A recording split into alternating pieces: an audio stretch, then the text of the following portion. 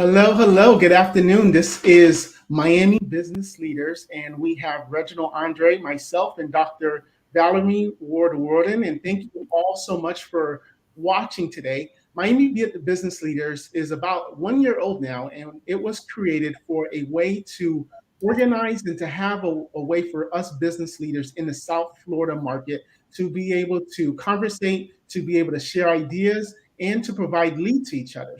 So today, in today's climate of social and civil unrest, we're void of any real, relatable leadership. Leaderships in all walks of life sometimes find themselves searching for supernatural solutions to national problems. Today, we interview Dr. Valmarie Ward Rhoden, where she will be talking about how being a leader is not an easy task and how her book will help you prepare and guide you to success as you go through obstacles and roadblocks. Dr. Rhoden, thank you so much for being with us today. It's a pleasure, Andre. Thank you so much. Reginald Andre, for inviting me. Awesome. Yeah. So I know you had your book published around April, but even before April, we've actually known each other for about 20 years now. That's correct. Yeah. So Dr. Rhoden was actually my high school principal in Miami. And just over time with, of course, social media, would just always post and we would like each other's posts and things like that. And then all of a sudden, back in April, Dr. Rhoden was talking about her new book and her, publishing and so forth. And of course, I, purchased one and supported it. And as I started to read it, I was like, oh my gosh, this would be a great conversation. It's about leadership. Our Miami Business Leaders group is for leaders. Our typical person in our group are business owners, managers, community leaders. And I thought that it was a good segment for us to have and talk about your book, Leading from the Inside Out. So, Dr. Rhoden, tell us a little about yourself. Thank you, Andre. And everyone, I'm just so happy to be with you, business leaders, and we're all leaders because we're influencers and we influence others. But I am retired from education, but never stopped working in education. I was a classroom teacher for 20 years in Miami-Dade County before I went into administration.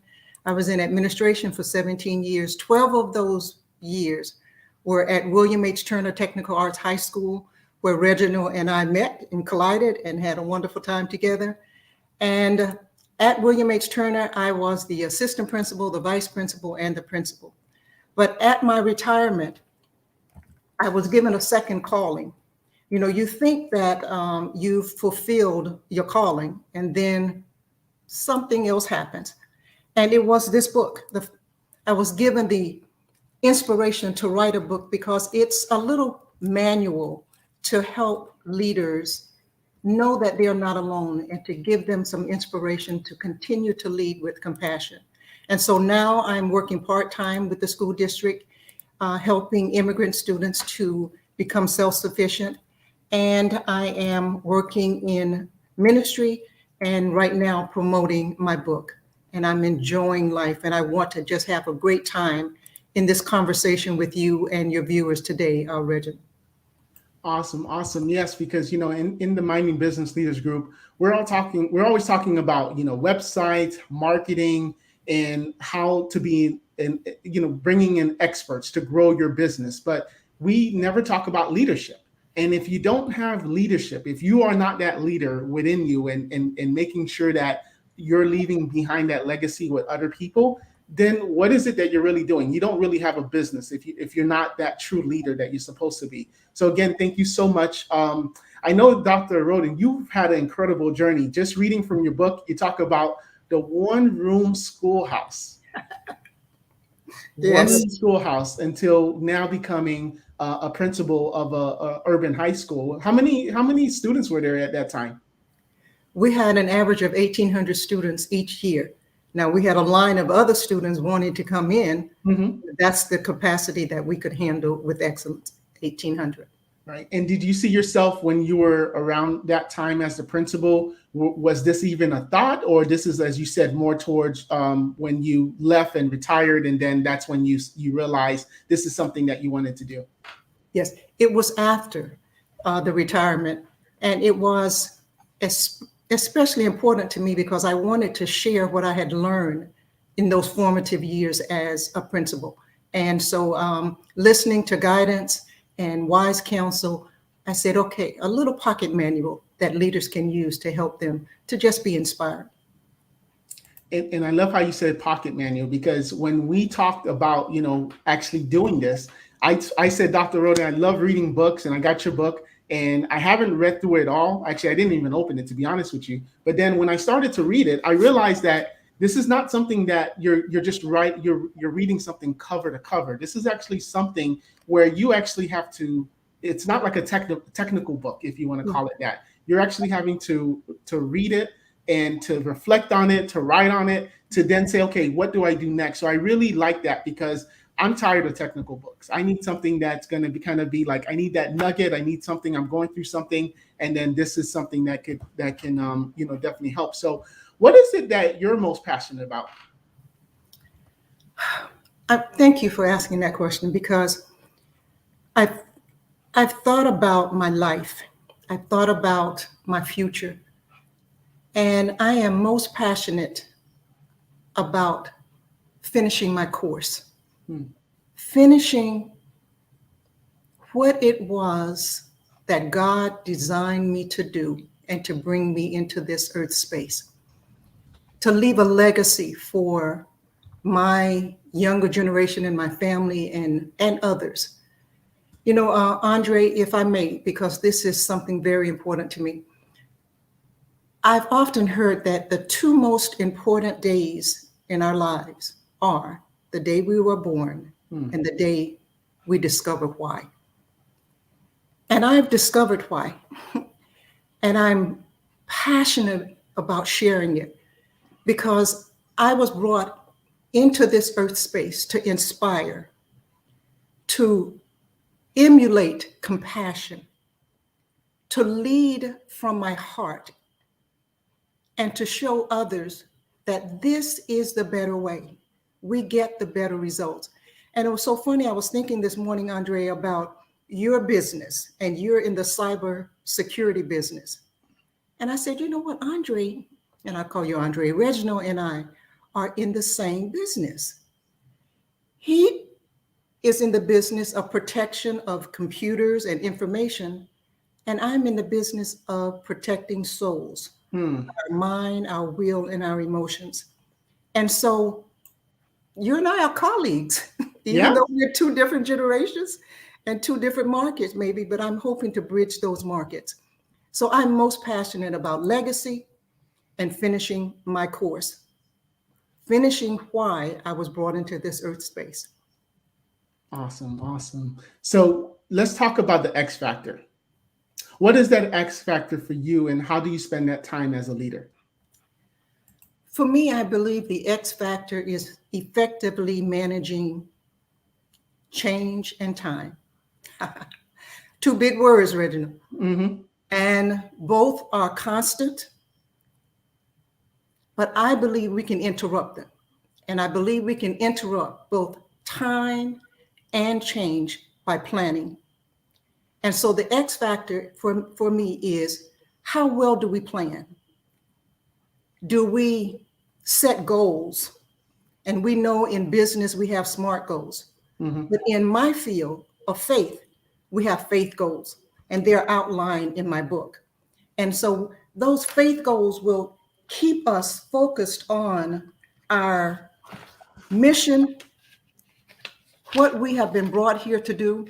And I often think, and I think you may have been at Turner at this time when, it would have been another time. Dr. Hunter was one of our principals, and he, in his graduation speech, he talked about the dash, time between the time you were born and the time that you leave the earth.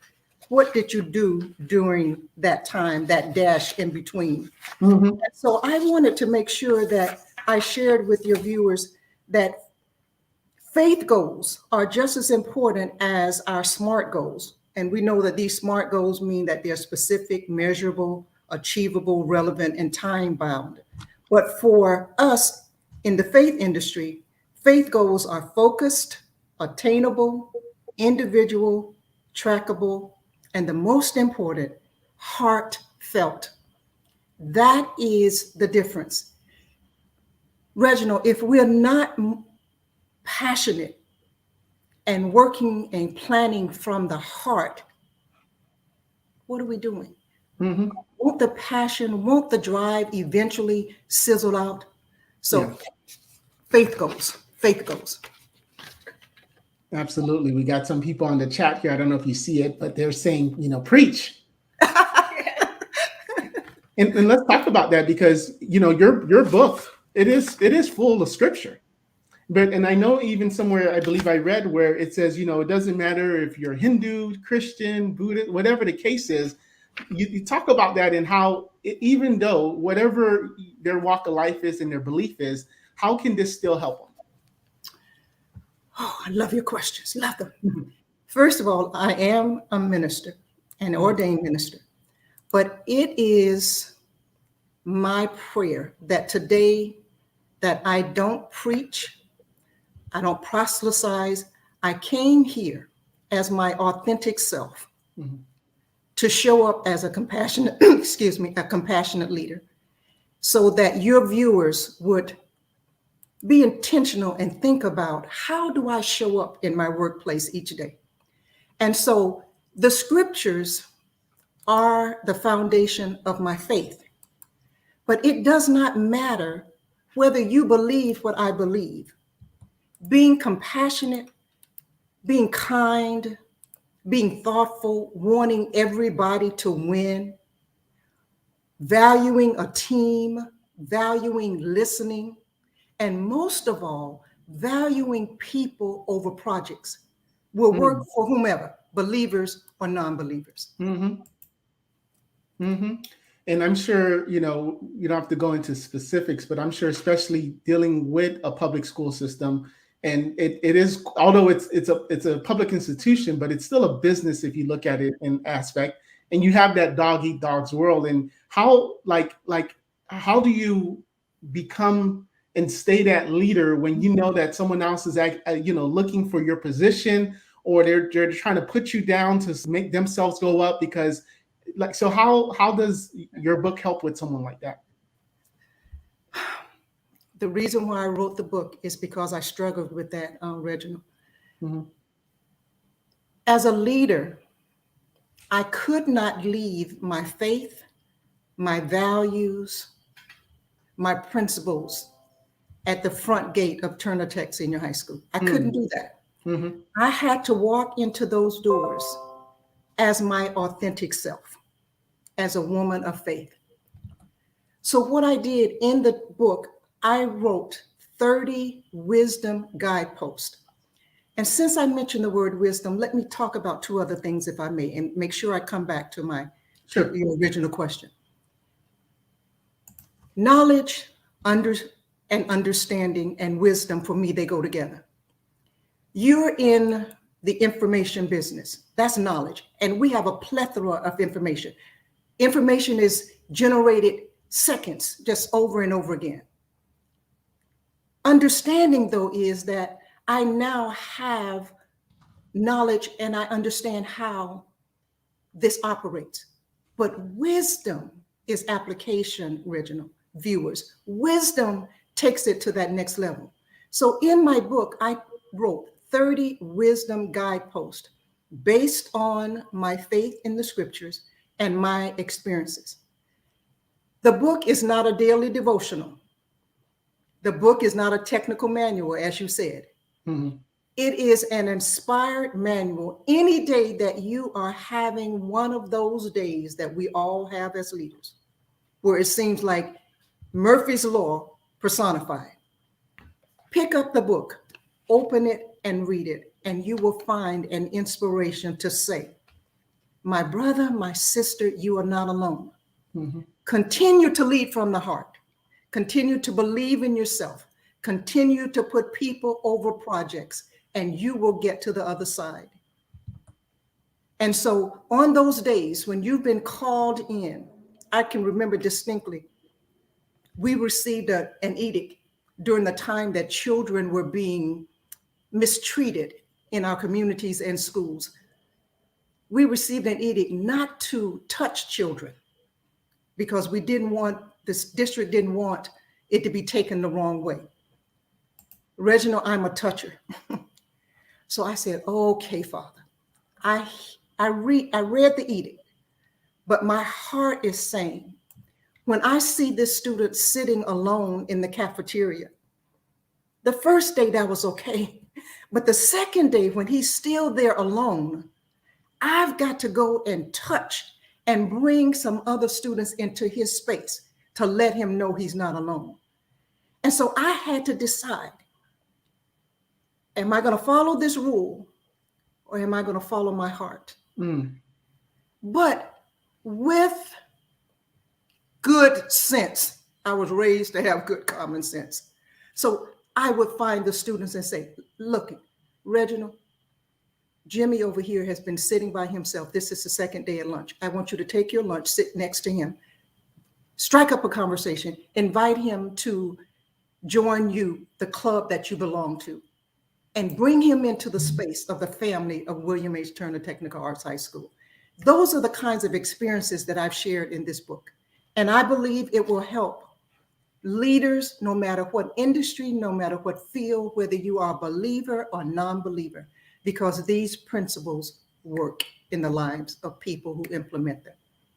Wow. You should have told me I should have brought my tissue. Wow. That was, yeah, that is wow.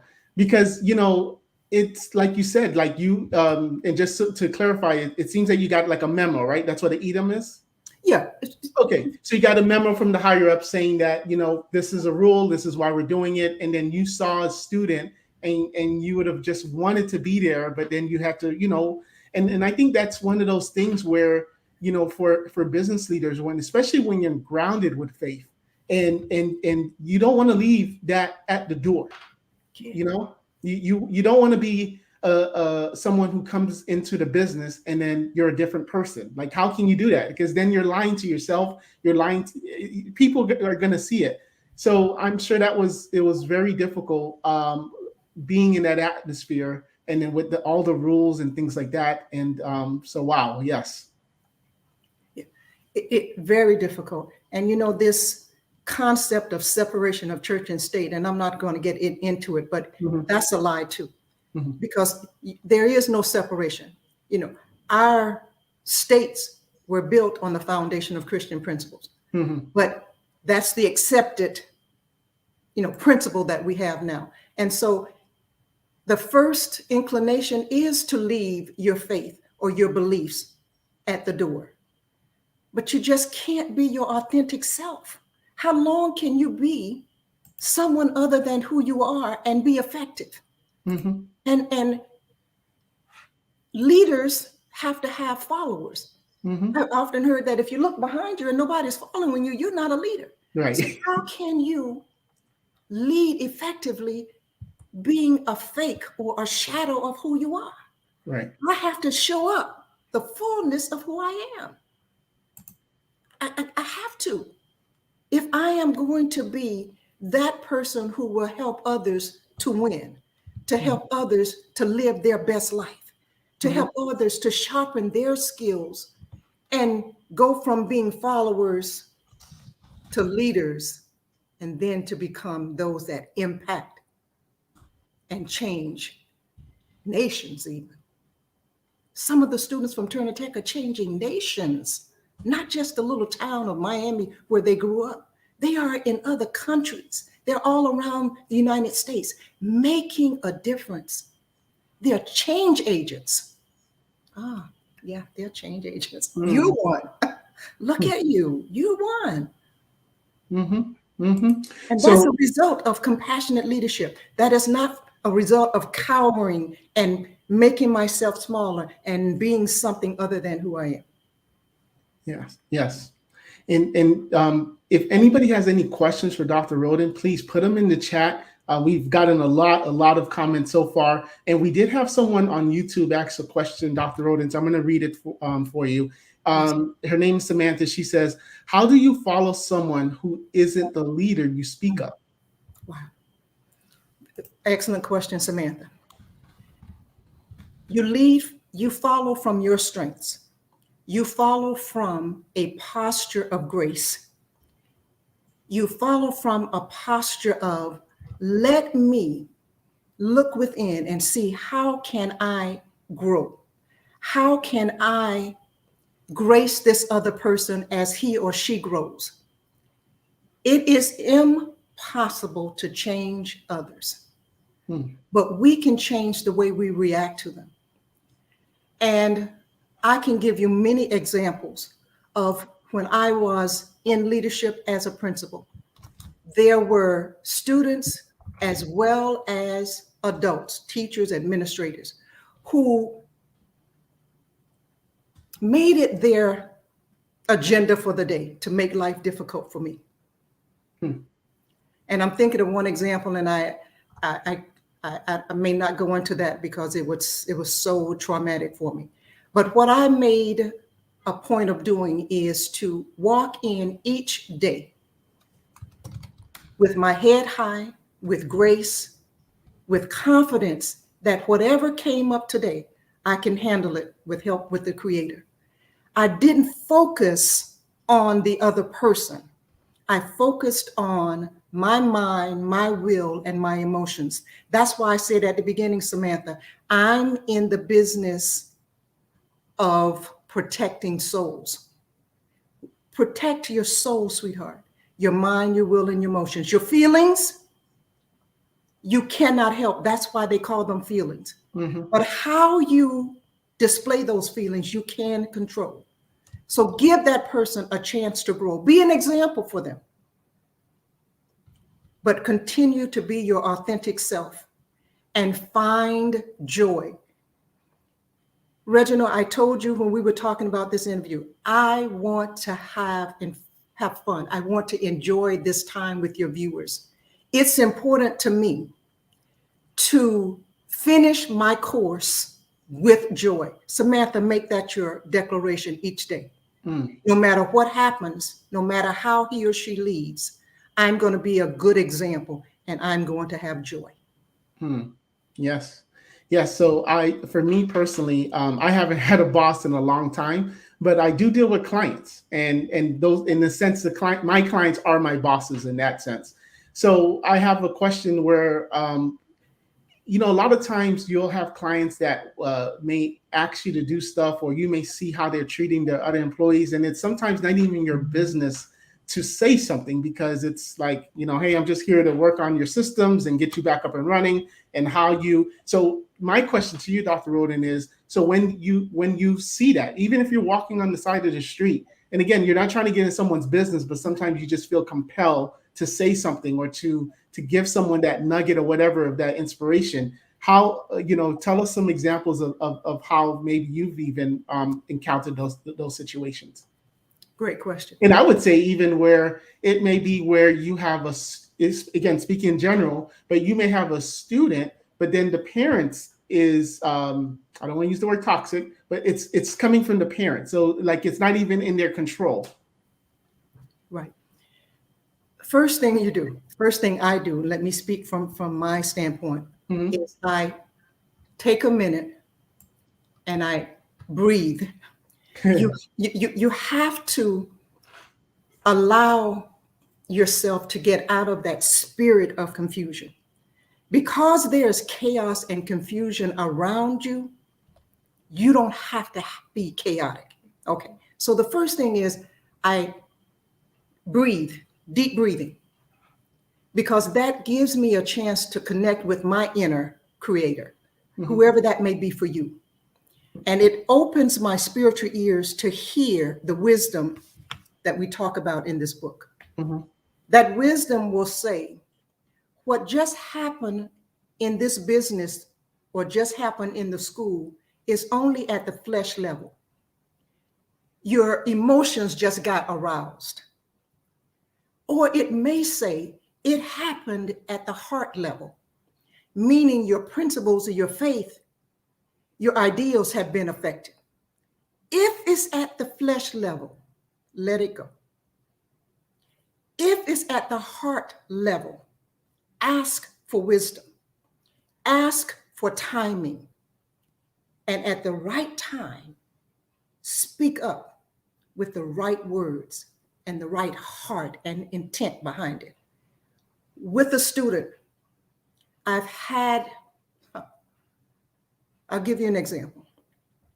I did a 5-day challenge for my book where I invited 4 other speakers. And the night before the first night, I got a message on Messenger from a student. Reginald, the student I had at Turner Tech over 25 years ago, his message was complete with expletives. You did this to me. You did that for me. What it was, he was a troubled student, and he caused a lot of trouble in the school. And I recommended him for alternative education. He held that in his spirit for 25 years. Now, I could have shot back in Messenger all kinds of things. I did just what I just told you to do. I took a breath and I thought about it. And my heart said, this child, and I still saw him as a child, even though he's probably 40 years old now, is hurting. I have to grace him. I cannot give back what I received. Because if you calculate the number of students I've had over 12 years and 1,800 of them every year, I probably did not reach every one of those students. I probably made mistakes. But just as I say grace others, I have to grace myself as well. So the key for me is quieting my spirit so that I can hear wisdom, use the right timing and the right words.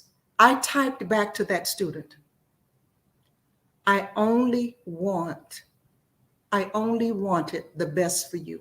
I only want the best for you. And he says, yes. And that's the same thing you said that day. Wow.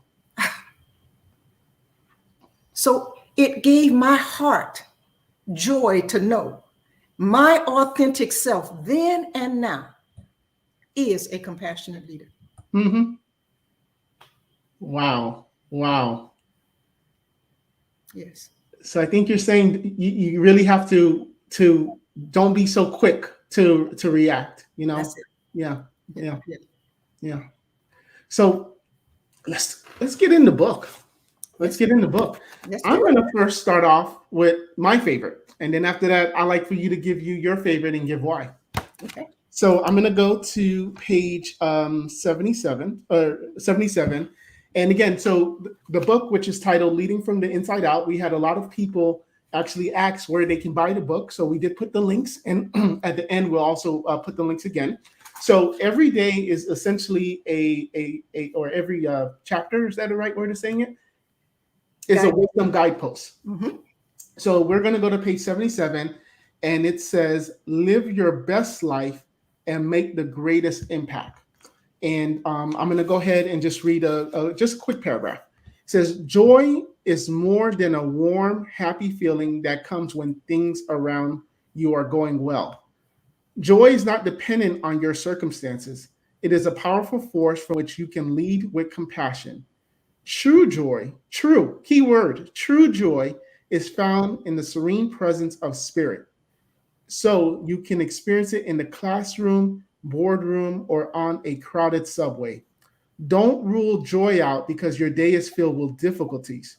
Joy does her best work in circumstances like that. Remember, you're tethered to someone greater than these temporary distractions. And like I said, this is probably one of the best ones I have, because we talk about, in America, and for people that have traveled, I've traveled to El Salvador and Honduras and Dominican Republic, and for different mission trips and things like that.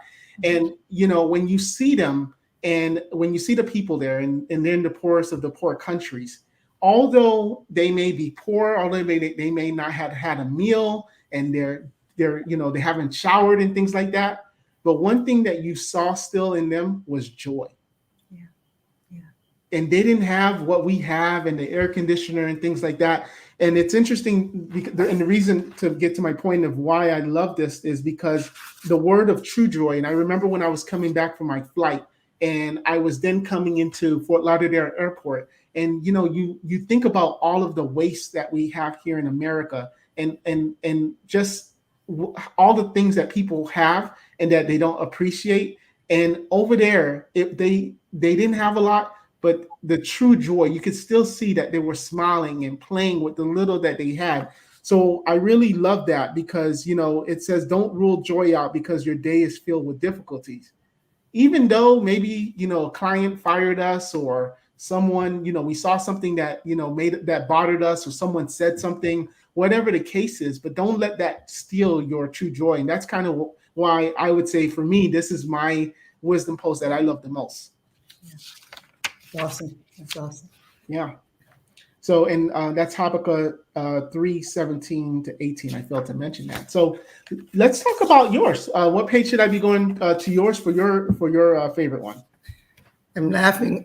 I'm laughing, Reginald, because I would love to stay right there on that page. Oh, no. If you want to get some insight, go ahead. We're good on time. No, but it's that joy. I can remember days when I was at Turner Tech that I felt that I can't please anybody. Everyone is demanding, and I'm doing, and it just seems like I can't please anyone.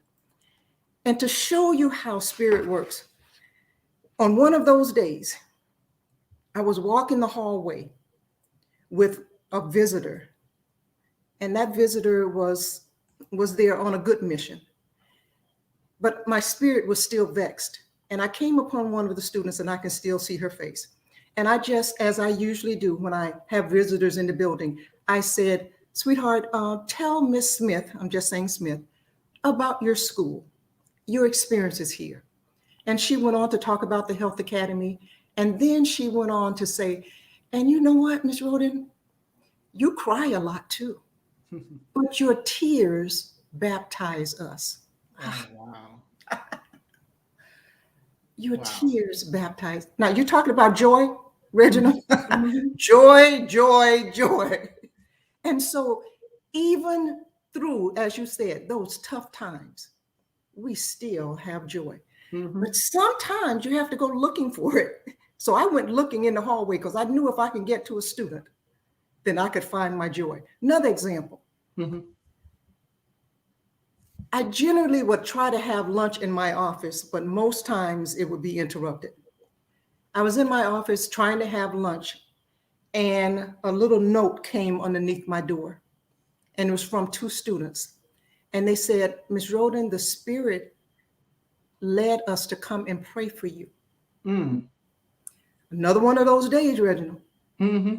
Okay, again, I got to remember separation of church and state, which is a lie, but separation. So I can't pray with students. So in a few minutes, they came knocking on the door, and I opened. Those two babies, I call them babies, and they're probably 45 years old by now, came in and prayed just what I needed to renew my joy and to let me know that I am not alone. My compassion as a leader was not going unnoticed. And it was helping them to live their best life, even at their little tender age. So that's why I said I wanted to stay there. But let me go to another one that I truly like too, and that's guidepost number 6 on page 25. And it talks about imagination. Okay, I'm there. You're there? And it also talks about the goals that I talked about before.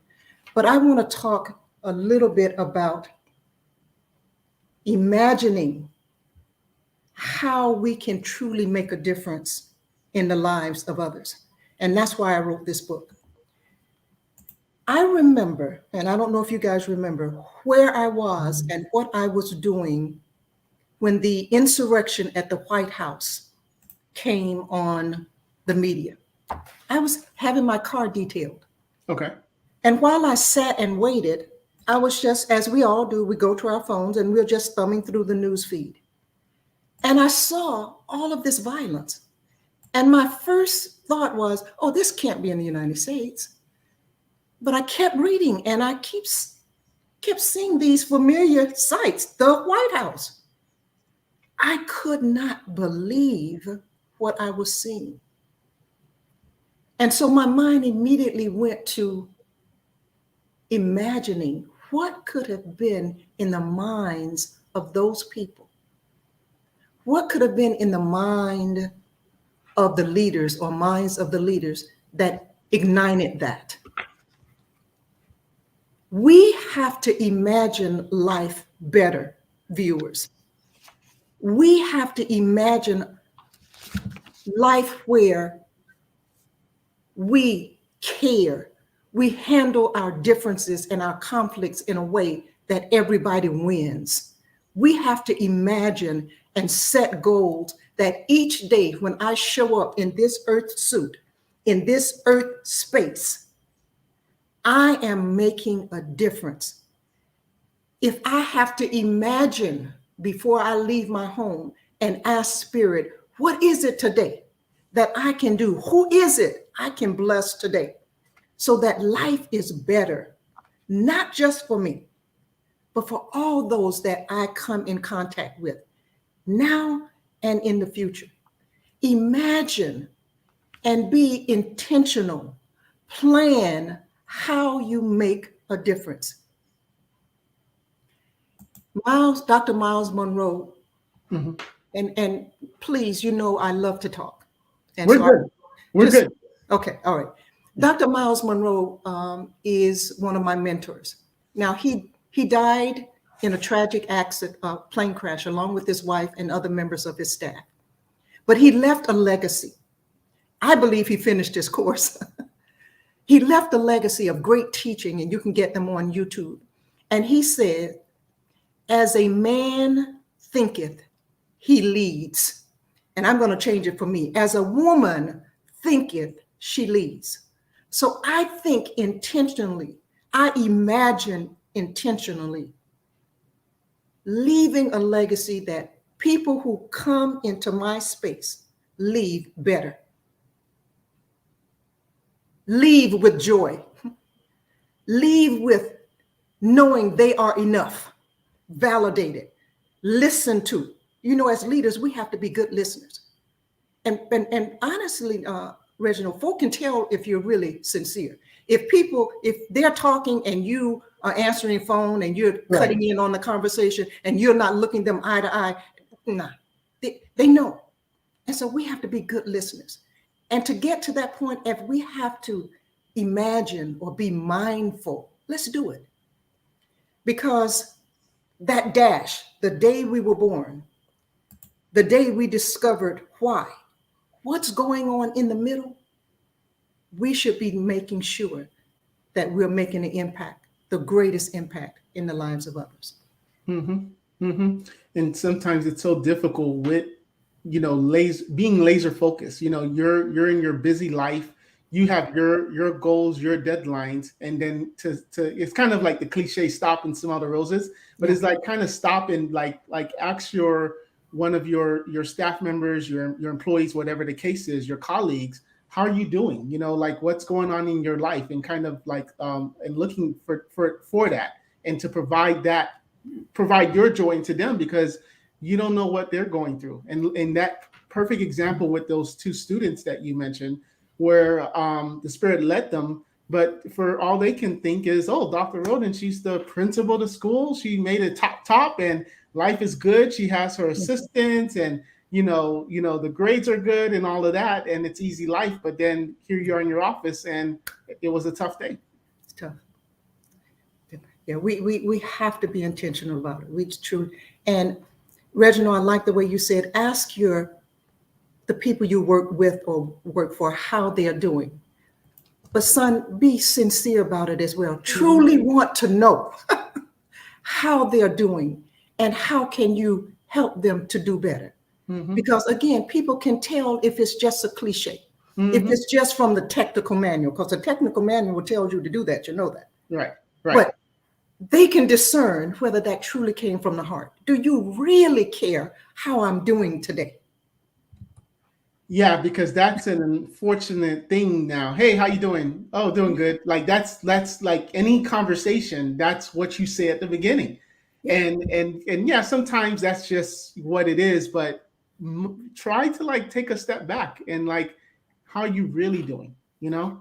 And I remember one time someone got me. They said something weird when I said, "Hey, how you doing?" And they said something weird and they just wanted to see if I was paying attention. It was just their joke, but they just wanted to see, you know, if they're Mhm. paying attention. So I really love that, is to actually stop and ask. Yes.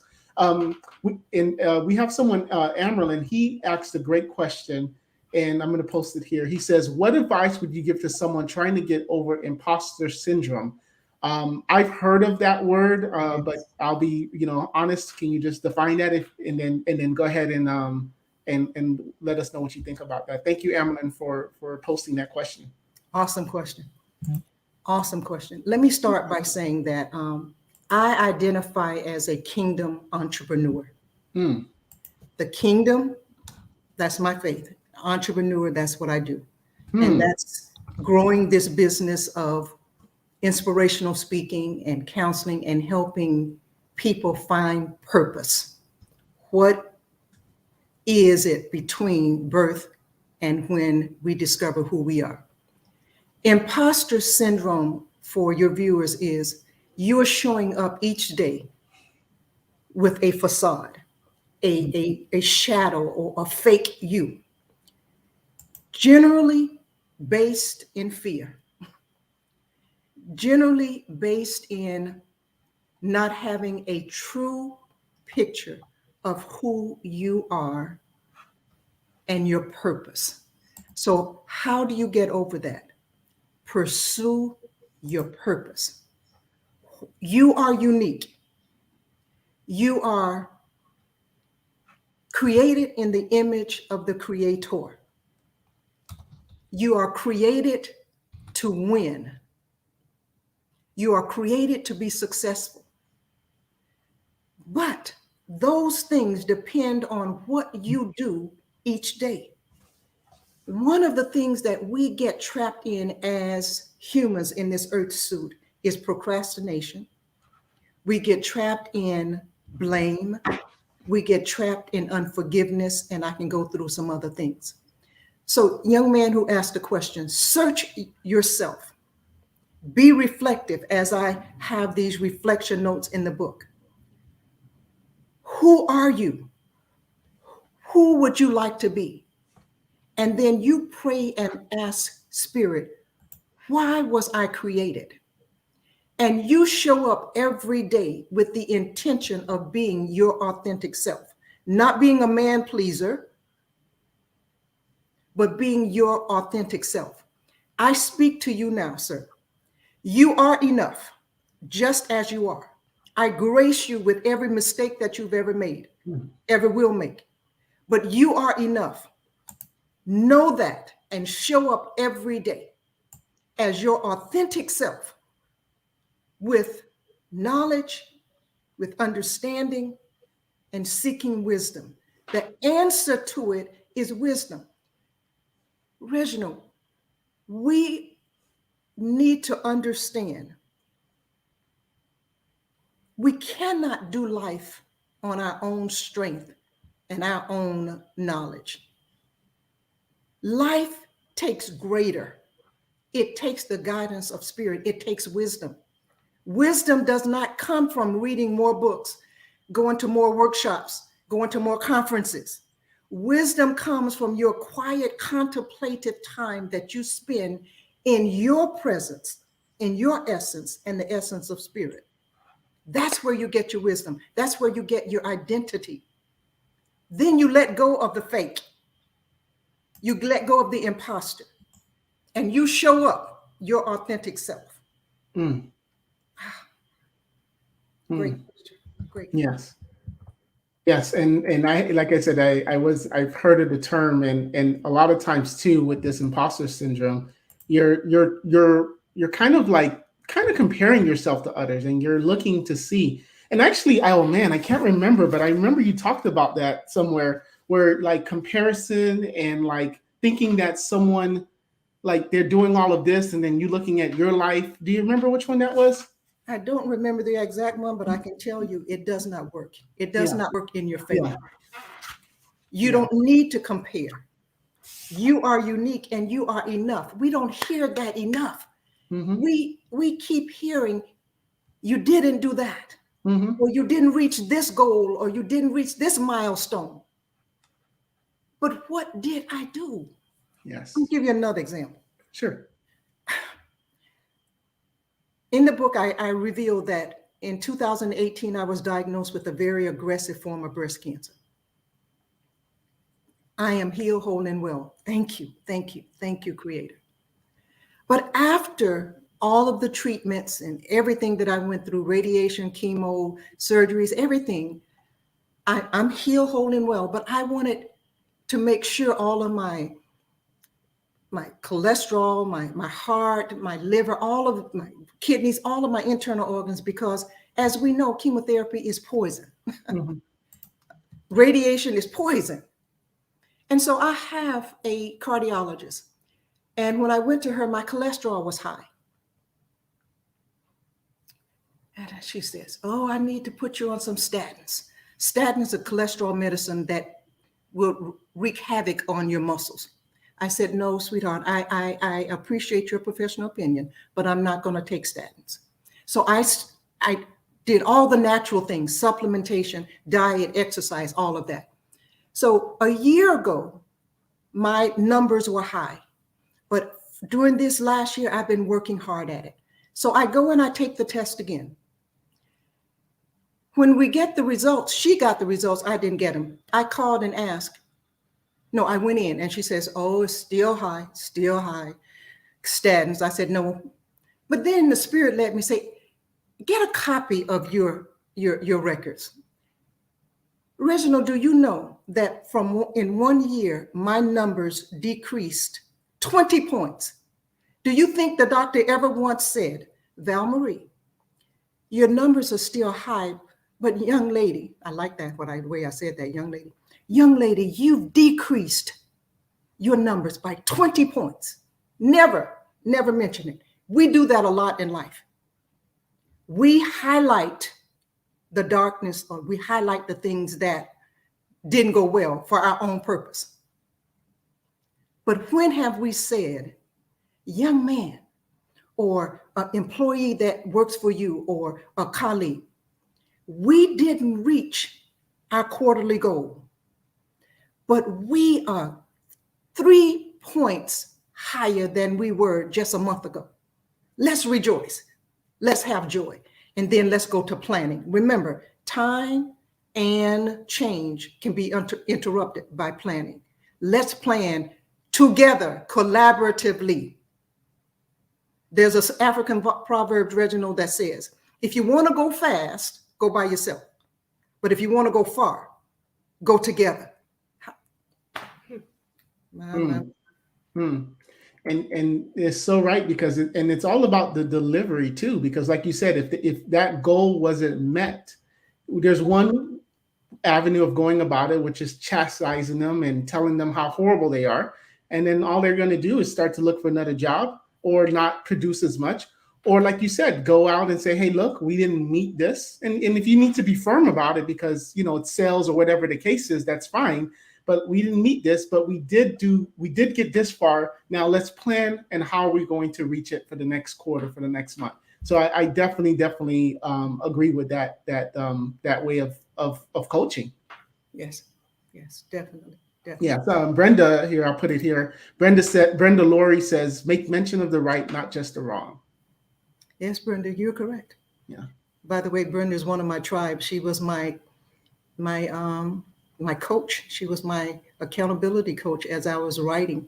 She would call me every Tuesday. "Dr. Val, how did you do? How Mm-hmm. did you do? How much did you accomplish?" We need that, guys. We need that. We need someone to be accountable to, who has the heart for us and is our cheerleader, who has joy when we have joy, who cries when we cry. We all need that. Mm-hmm. Mm-hmm. Yes, I definitely agree with that. so to agree with that. So did we get to this here?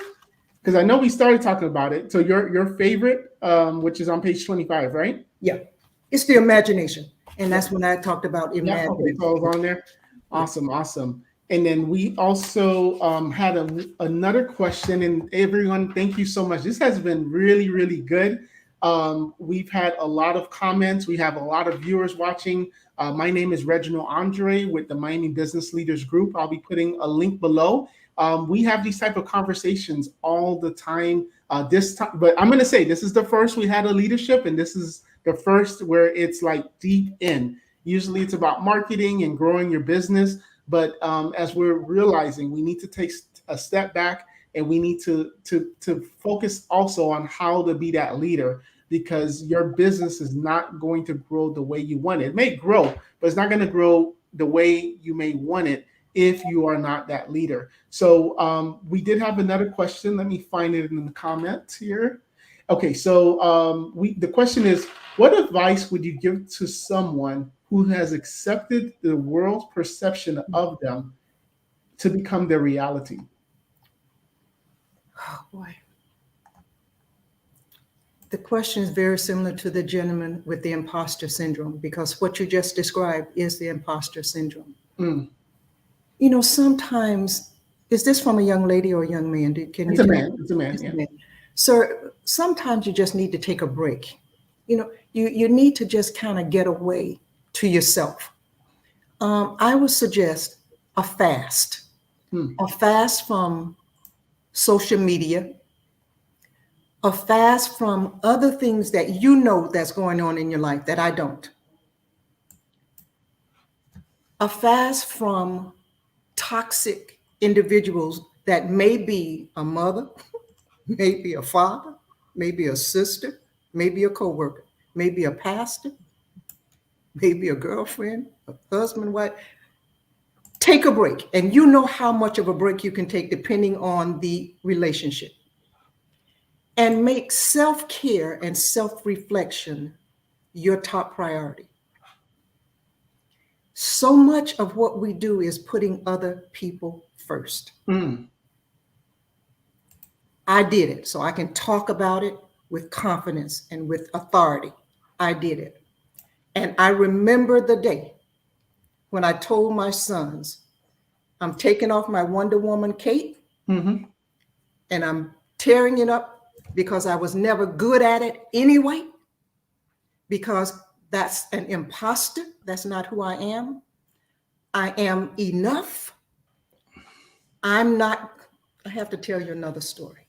Yeah. Allow me to. And son, listen to this story. I'm divorced, but when I was married, we had some lean years. And I only had one son at the time, and my husband and I would cook, and I would place the dinner on the dining room table for my husband and my son. And I would be in the kitchen. It wasn't until years and years after that they found out that I was in the kitchen eating the leftovers. Mm. I gave them the best part of the chicken, the best part of whatever, and whatever was left over, I ate. Why did I do that? Because that's how I thought of myself. I put them before me. When I got to the point that I realized that that wasn't serving any of us well, because I resented them and I almost hated myself, because I looked down on myself. I saw myself so small that I would eat scraps. But there came a day that I said, Father, never again. The best for all of us. Whatever we have, we share the best of it. So how do you rid yourself of allowing yourself to be defined by the world? Is getting sick and tired of being sick and tired of feeling less than. Mm. And you know it. You know what it looks like. You know how it manifests in relationships, in the way you spend money. You're broke and tore up from the floor up. Mm-hmm. No, no, no, no, no. Come to your senses like the prodigal and say, in my father's house, there's much, and I'm out here with the hogs. Last day. That's the last day. Just tell yourself that's the last day and mean it. And you do what we talked about before. You plan and you take care of your soul, your mind, your will, and your emotions. You seek wise counsel.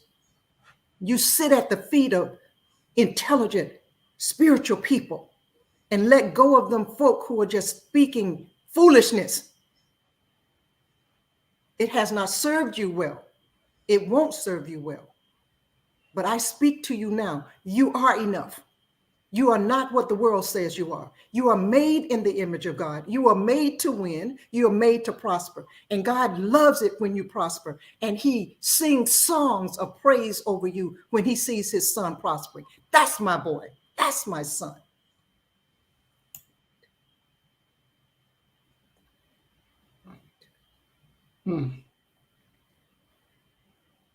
Wow, my Lord.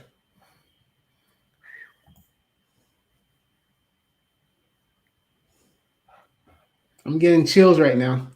Like literally, like I'm not one of those people that say I get chills and just say it to say it. Like literally. Wow, Dr. Rhoden. So thank you so much. And this is why reading this book, and this is why I wanted you on this, because this is powerful. This is powerful. Thank you. Thank you, sir. Thank you. So I'm going to share my screen and I'm going to show everyone where they can grab your book on Amazon. DJ Knox says she really felt your message. Thank you. And we have to do this again. We have to do a part 2. We're going to ask our viewers, fine tune some topics that we want to hit in. And I think it's gonna help. It's really gonna help. I think we definitely have to do this again. Yep. Oh, Chanel says part 2. So we're gonna do a part 2. What is it? The audience has spoken, right? So let me share my screen here. And I was just going to tell your viewers, Chanel is here with me. She's my comfort. She's my guide. She's my, you can do it. We all need one of those two, someone who can be a comfort to you so your spirit can relax and be at ease. So find your Chanel, guys. Absolutely. And we'll talk about that next. That's going to be one of the topics, finding your Chanel. All right. So we're going to do that, finding your Chanel. So here is the link to the book, which I'm going to put as well. And this is how it looks on the Amazon, Leading from the Inside Out, Wisdom for Compassionate Leaders. And we have both the paperback and Kindle version. Correct. And I'm going to encourage our audience, when you buy one, don't just buy one for yourself, buy 2. Yes. Buy it for someone else and bless somebody else with this book. So I'll put the link again. And you just did the last word, but any other last words before we end? Yeah, I was raised in the Baptist church, and Baptist preachers close their sermons like 5 or 6 times. This is my last time. So this is my last, okay? Go ahead. I believe that we're at the vanguard of change. I don't believe what the media is saying. I don't believe what I see happening. I believe that we're at the vanguard of revival and change for the better, with compassionate, kingdom-minded entrepreneurs at the helm. No matter what pillar of society we're in, education, whether it be in entertainment, whether it be in religion, whichever one of the 7 pillars we're in, I believe that change is happening with compassionate leaders. There's a wind, a ruach, for those of you that know, there's a ruach that's blowing. Catch the wind and be the compassionate leader to make an impact in the lives of others. Thank you so much for this opportunity, Reginald. Thank you so much. You're welcome. Thank you so much as well for agreeing to come on. Thank you everyone for watching. This has been a Miami Business Leaders group sponsored by ARC Solvers, where we provide cybersecurity and IT services. We definitely will be doing this again. So if you haven't already, please join the Miami Business Leaders group, where we'll actually engage more in this conversation. Dr. Rhoden will be reading all the comments, I'm sure, after this, and engage with you as well. We have put her information. I'm going to also just put her email, which I have right here. So we have Dr. Val Rhoden, and this is also a podcast, Dr. Rhoden. So I'm just going to read it out loud for some people that may just be listening to it.